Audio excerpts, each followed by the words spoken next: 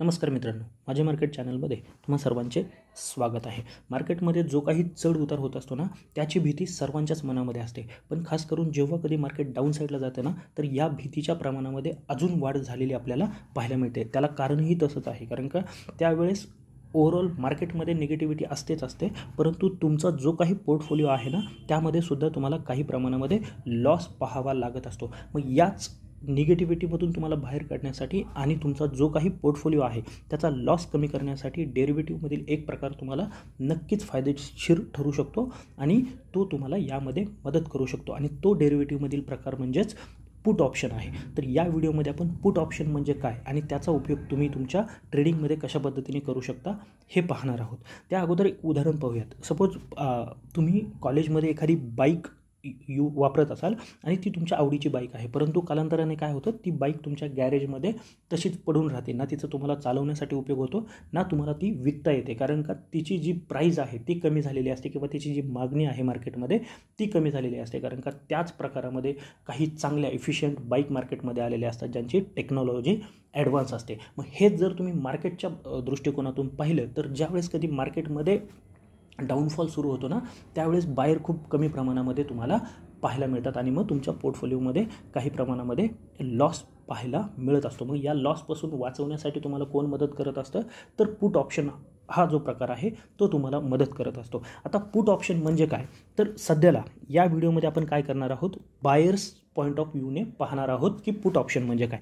तर put option हा एक डेरिव्हेटिव्हचा असा प्रकार आहे ज्यामध्ये बायर्सला अधिकार दिलेला असतो की तो ठराविक किंमत म्हणजेच स्ट्राईक प्राईजला, ठराविक किमतीला कोणतीही अंडरलाईन ॲसेट विकू शकतो. कधीपर्यंत, तर एक्सपायरीच्या दिवसापर्यंत.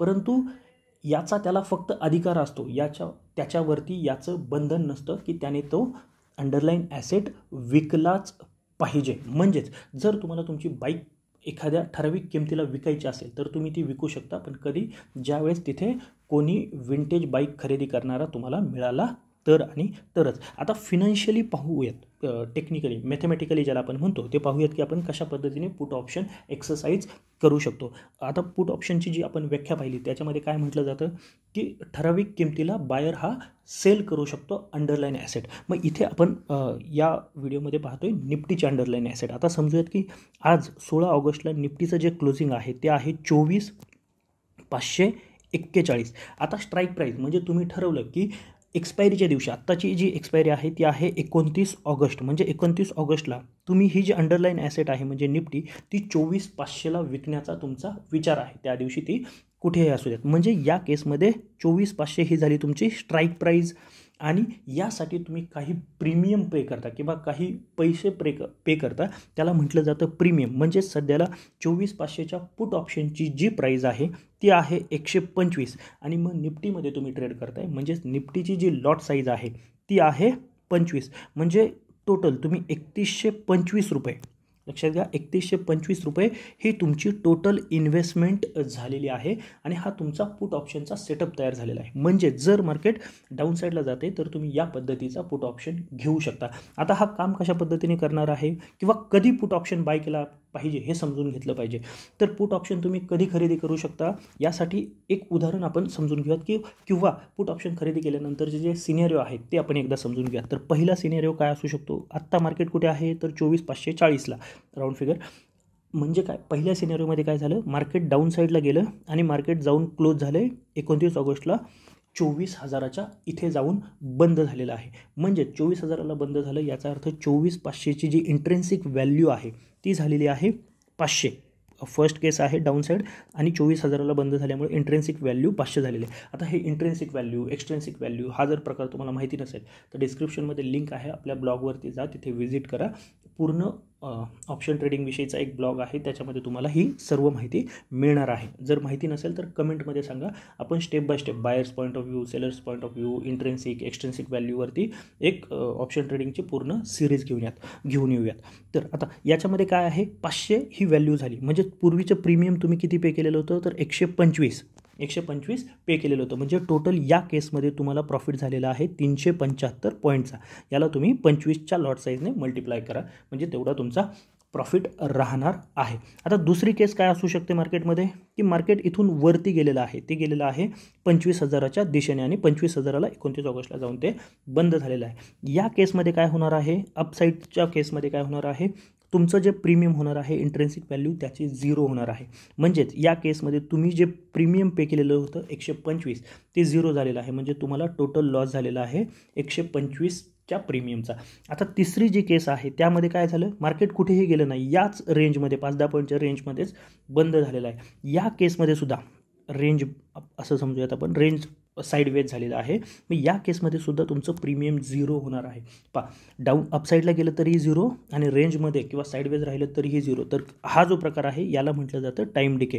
आता टाईम डिके हा काय प्रकार आहे हे माहिती नसेल तर तुम्ही ते सुद्धा कमेंटमध्ये कळवा, तुम्हाला मी त्याविषयीची डिटेल माहिती देईल.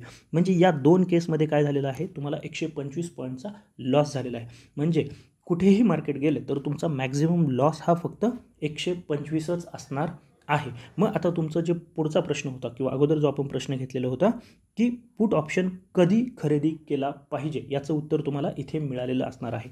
जेव्हा तुम्हाला ट्रेंड क्लिअर आहे त्यावेळेस तुम्ही पुट ऑप्शन, ट्रेंड कोणता क्लिअर आहे की मार्केट डाऊन साईडला जाणार आहे हे ज्यावेळेस तुम्हाला माहिती असणार आहे त्याच वेळेस तुम्ही पुट ऑप्शन खरेदी करणार आहे. जसं आपण बाईकच्या उदाहरणामध्ये पाहिलं होतं की बाईकची प्राईस जेव्हा कमी व्हायला सुरुवात होणार आहे तेव्हाच तुम्ही त्याला एक फिक्स प्राईस ठरवून विंटेज बायरची वाट पाहणं गरजेचे आहे. तसंच इथेही जेव्हा तुम्हाला मार्केटची प्राईस ही डाऊन साईडला जाणार आहे हे फिक्स असणार आहे त्यावेळेस तुम्ही पुट ऑप्शनची खरेदी करू शकता.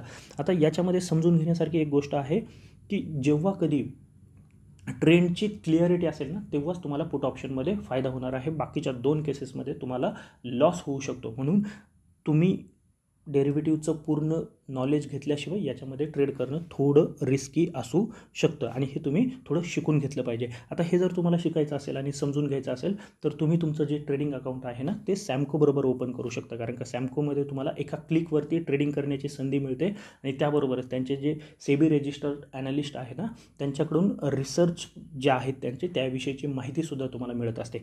जर तुम्हाला सॅमकोमध्ये अकाउंट ओपन करायचं असेल तर डिस्क्रिप्शनमध्ये लिंक आहे, तिथे जाऊन तुम्ही अकाउंट ओपन करू शकता. आणि जर ही माहिती तुम्हाला आवडलेली असेल आणि नवीन पुढं पुट ऑप्शन सेलर्सच्या पॉईंट ऑफ व्ह्यूने किंवा कॉल ऑप्शन काय आहे किंवा ऑप्शनची पूर्ण सिरीज पाहिजे असेल तर तसं कमेंटमध्ये आम्हाला कळवायला विसरू नका.